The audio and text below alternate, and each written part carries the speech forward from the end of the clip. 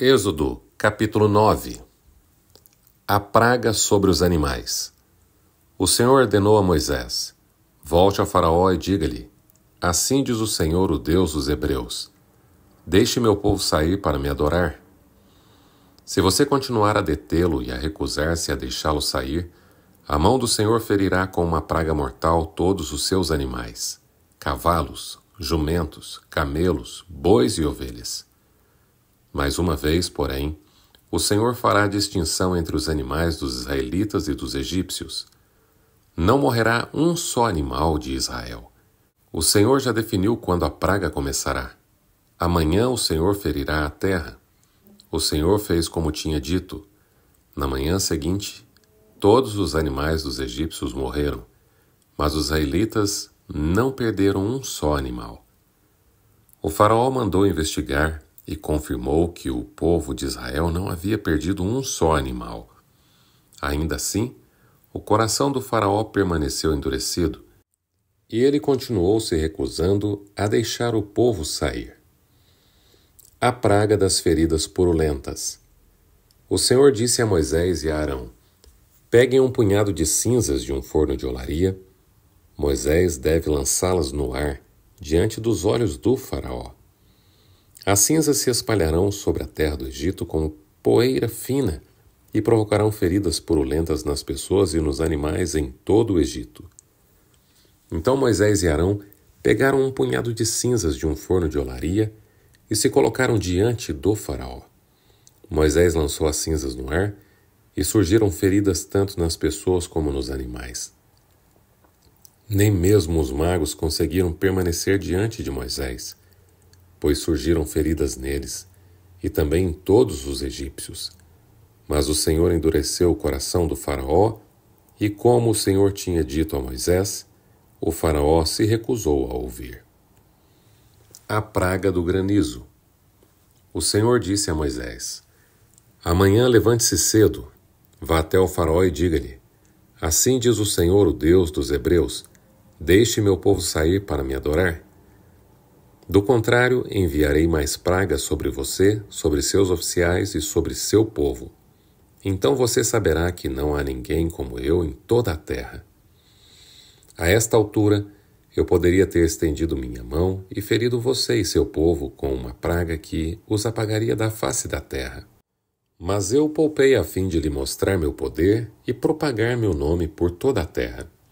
Ainda assim você se exalta sobre meu povo, recusando-se a deixá-lo sair.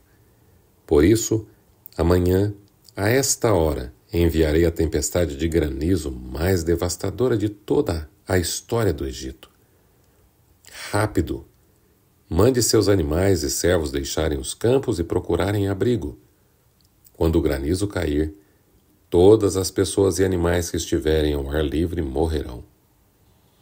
Alguns dos oficiais do faraó se atemorizaram com o que o Senhor tinha dito. Sem demora recolheram seus servos e animais do campo.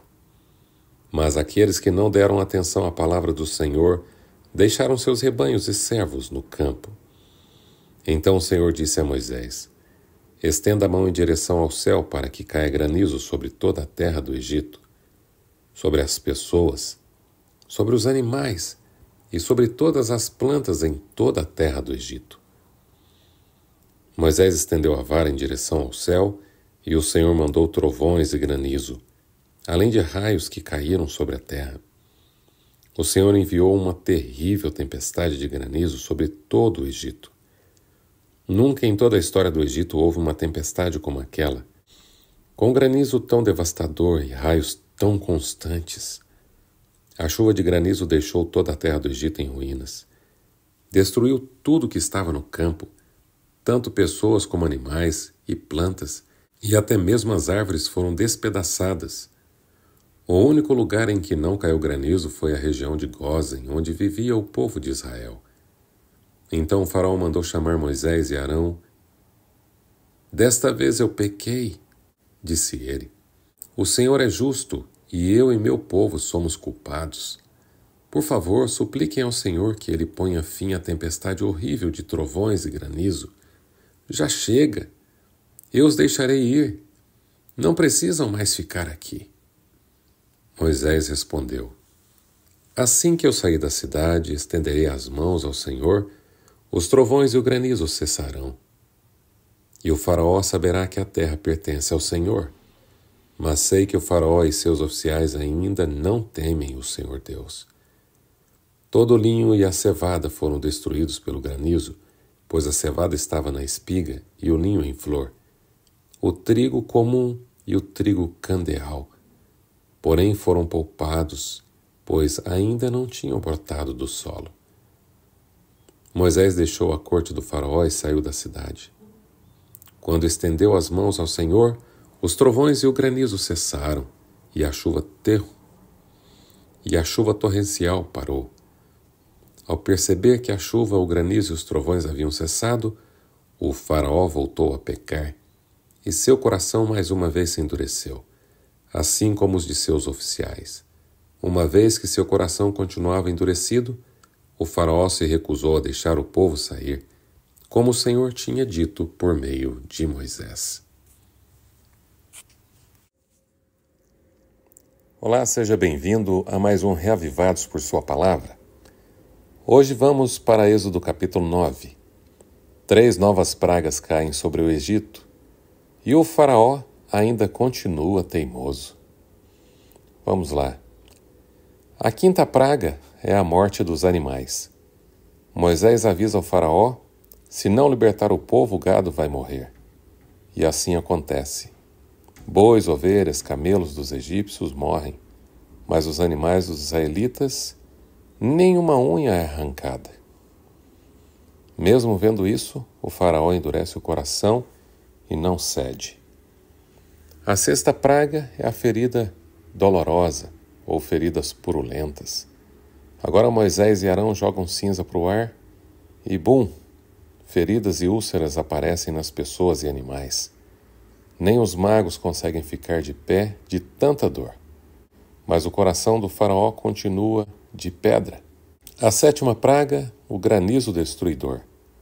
Moisés dá o alerta: uma tempestade jamais vista vai cair. Alguns egípcios acreditam e se protegem, outros ignoram. Então trovões, raios e uma chuva de pedra que destrói tudo que está no campo cai sobre eles.